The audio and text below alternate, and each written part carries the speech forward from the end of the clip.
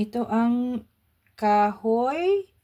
Hartholz ang tawag dito. Hardwood na binili ni Sven para sa fireplace. So, itratry ko. Ito na ang 3 pieces na last. So, ito ang gagamitin ko ngayon sa fireplace. Ito po. Holz brackets din yata ang tawag dito. Hardwood po ito.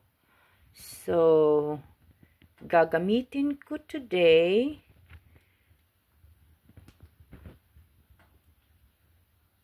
The last 3 pieces na lang po ito. So, I think hindi na kami bibili ng ganito kasi nga actually may mga kahoy pa kami sa labas.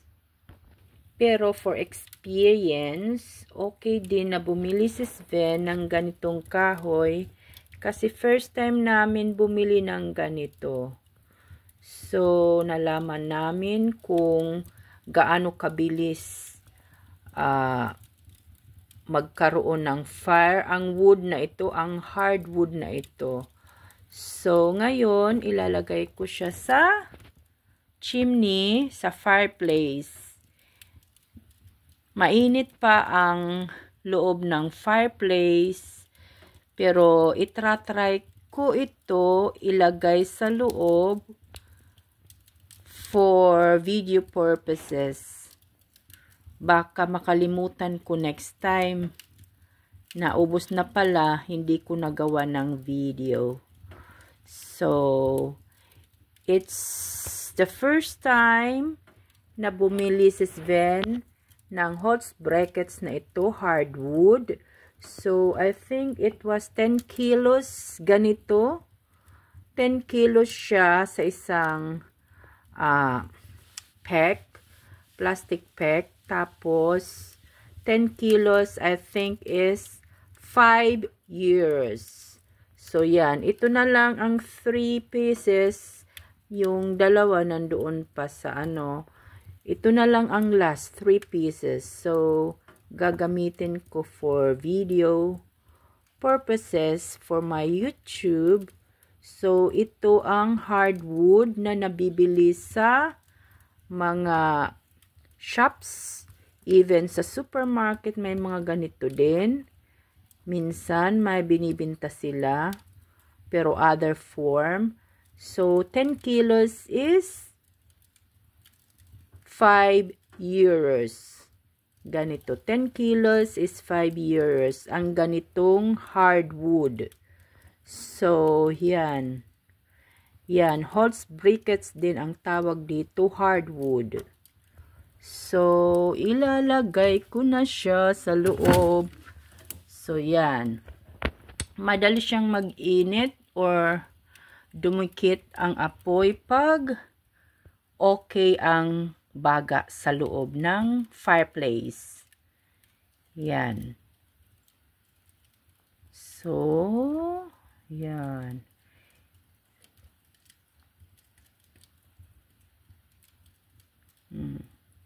So, pag maganda talaga ang baga sa loob, ang Glut in German. Pag maganda ang Glut or baga, so mabilis dumikit ang apoy. So, it's easier for me to speak English words, waray-waray words, Tagalog words, German words. Hindi na ako maka-straight ng English. Grabe, hindi na rin ako maka-straight ng Tagalog. Even waray language. So, yan, ang bilis, no? Ang bilis pag okay ang baga sa loob ng fireplace. Yon, ganyan kabilis. Actually, gagamitin ko sana ito pero hindi na. Actually, gagamit din ako ng hand gloves pero hindi ko nagamit. Nilagay ko kaagad sa loob. So, yan. Ang bilis talaga ng hardwood na ito. Ang bilis. Ang bilis dumikit ng apoy. So, yan. First time naming bumili last December last year. So, last month lang yun. So, first time yata bumili ni Sven ng ganitong kahoy. Holz brackets hardwood siya. So, may mga light wood. Holz brackets may light wood. So, ito, ang pinakita ko ngayon, it is Holz brackets hardwood, 10 kilos, 5 years. For your infos, thank you for watching. O, mainit na, kailangan isara ang glass door ng fireplace. So, yan. Thank you for watching. God bless. Peace be with you all. Happy weekend. Paki-subscribe naman dyan. Thank you for watching. Paki-subscribe. Salamat po. Happy weekend. It's Saturday in Germany. Malamig sa labas. At saka neblish. Tingnan nyo, ipapakita ko sa inyo ang weather ngayon sa Germany, sa labas ng countryside. Nasa countryside kami. Maulap. Yan. So, planning sana mag-bicycle, pero I think it is dangerous kasi nga possible hindi ako makita ng mga car drivers. Hindi ako makita ng mga cars sa light ko sa lamp ko sa bicycle. So, better stay at home. Plano ko sana mag-buy ng coupon band at saka kumuha ng free newspaper for Saturday na free siya. So, yan.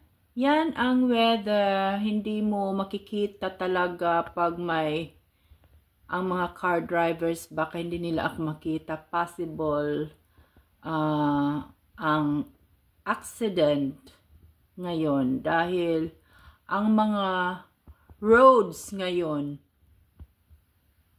hindi mo masyadong makita ang ibang cars. So, cause ng accidents abroad. Ito ang mga kahoy na gusto ko munang ubusin kasi nga nasira ang cover niya kaya nauulanan siya.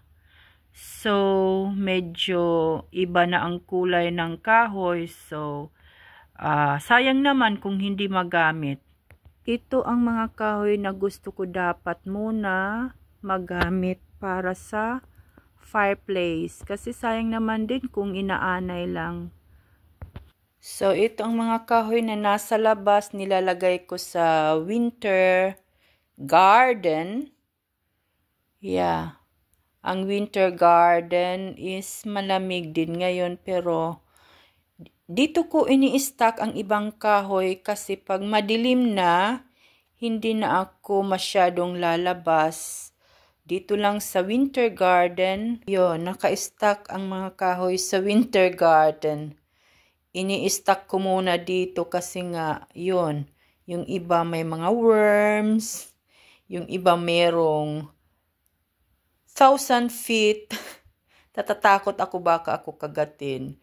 So, yun, nilalagay ko muna. So, if my time si Sven, kinakat niya ito into small. Pero sa ako naman, wala akong hilig mag-cut ngayon. Na trauma ako nung magkaroon ako ng sugat habang nagkakat ng kahoy sa machine. Yan. Yan ang winter garden na sinasabi ko. Ang winter garden here, it is mostly naka-glass siya. At siya yung duct niya, yung ano ba yung duct? Yung sa taas, it is plastic siya na durable at saka masisinagan mo ang loob ng winter garden. ang papa ni Sven ang gumawa ng sariling bahay at saka yung winter garden. Ang papa ni Sven ang nag-build or nag-construct.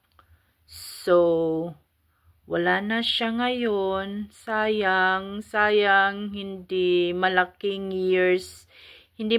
years ang bonding namin ng papa ni Sven kasi I met father ni Sven ng 2020 tapos namatay ng year 2021.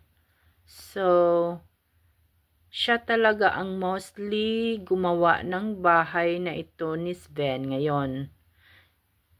Yan ang Holtz Brackets hardwood. So, ginamit ko siya. So, ang bilis niyang mag-apoy talaga. Ang purpose talaga na dapat isara ang glass door ng fireplace kasi may lumalabas na mga glute or baga. So, ito ang cause ng sunog or fire. So, kailangan talaga i-close ang fireplaces for security reasons para hindi masunog ang loob ng bahay. Okay, thank you for watching Sam and Fus, my life in Germany. It's Saturday here, January 18.